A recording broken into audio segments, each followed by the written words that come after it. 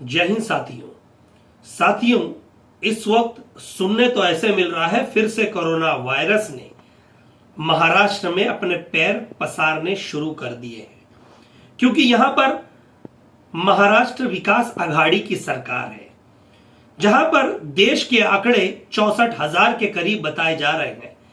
तो उसके मद्देनजर रखते हुए महाराष्ट्र के उसके आधे मतलब 34 से 35,000 महाराष्ट्र और मुंबई के 6,000 के आंकड़े रोज के बताए जा रहे हैं। अब सरकार से सिर्फ एक सवाल है, क्या बीजेपी शासित राज्यों में जहां पर बीजेपी की सरकारें हैं वहां कोरोना नहीं होता? क्या कोरोना से वहां के लोग अफेक्टेड नहीं होते? क्या कोरोना से वहां के लोगों की मौतें नहीं होती? क्या कोरोना सिर्फ जहां पर बीजेपी की सरकार नहीं है वहां पर ही जाके कोरोना प्रकोप करता है?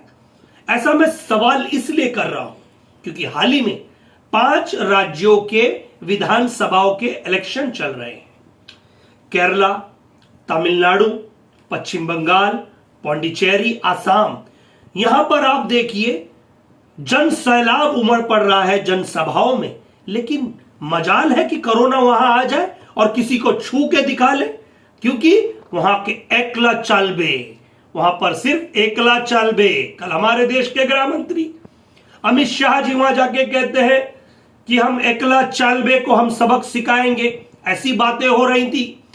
खैर वो तो एक राजकारण की बातें हैं, लेकिन मैं महाराष्ट्र सरकार से यह आग्रह करना चाहता हूं कि अब जो अटकलें आ रही हैं और सूत्रों के हवाले से ऐसी खबरें आ रही हैं कि आने वाली 2 तारीख के बाद से सरकार एक कड़ा मैसेज देने जा रही है।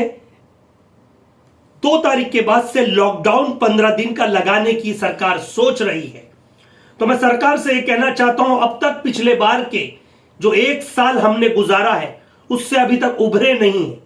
अब तक कारोबार पूरी तरह से लोगों के बने नहीं हैं।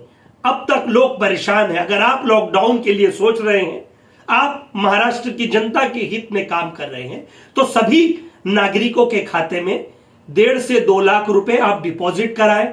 आप बेशक लॉकडाउन लगाएं, आप जनता के हित में बात कर रहे हैं। ठीक है, ये वायरस बढ़ रहा है, लेकिन उन साइंटिस्टों से भी एक सवाल, उन डॉक्टरों से एक सवाल, अगर ये वायरस है तो अब तक कोई पक्षी, कोई जानवर इससे मौतें क्यों नहीं हुई?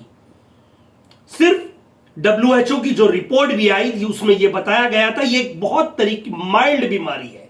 सर्दी जुकाम हर एक घर में आपको देखा जाएगा। आप टेस्ट कराने जाते हो तो सीधी बात है वहां पर आप पॉजिटिव तो आओगे। जब सर्दी होगी, खांसी होगी, छींक आएगी, तो इसको पॉजिटिव को एक हवा बनाकर लोगों के बीच में फिर से एक डर का माहौल बनाया जाता है, जहां तक कि यह कहीं तक सही नहीं है।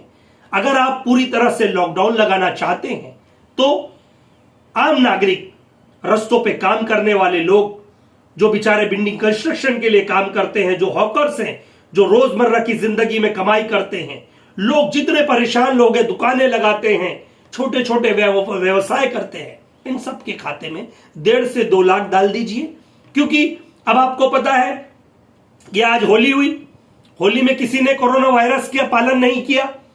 आपने देखा अब माह रमजान आ रहा है, तो माह रमजान में भी आप लोग अब ये कड़ा जो आपका आदेश है ये लाने जो जा रहे हैं, उससे हमें कोई आपसे गिला शिकवा नहीं है। बस ये कहना चाहते हैं कि कोरोना वायरस सिर्फ जहां पर बीजेपी की सरकार नहीं होती वहां क्यों फैलता है?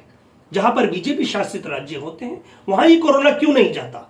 वहां के लोग इससे अफेक्टेड क्यों नहीं होते? मैंने पूरे हिंदुस्तान का दौरा किया, उत्तर प्रदेश से लेके दिल्ली, दिल्ली से लेके आंध्रा, आंध्रा से तेलंगाना, मुंबई, महाराष्ट्र, मुझे ऐसा कहीं नहीं दिखा। जहां तक कि इन सब राज्यों के मुकाबले मुंबई, महाराष्ट्र के लोग प्रिकॉशन लेते हैं, मास्क लगाते हैं, कहीं ना कहीं सोशल डिस्टेंस रखते हैं। लेकिन आपको पता है मुंबई की लाइफलाइन लोकल ट्रेन है और रोज आवास के लिए, आने जाने के लिए, प्रवास के लिए यहां पर लोकल ट्रेन बहुत महत्व रखती है, जरूरी है।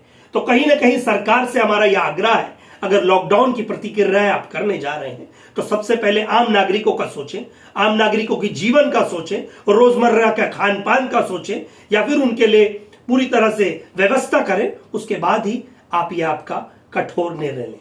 जय हिंद, जय महाराष्ट्र।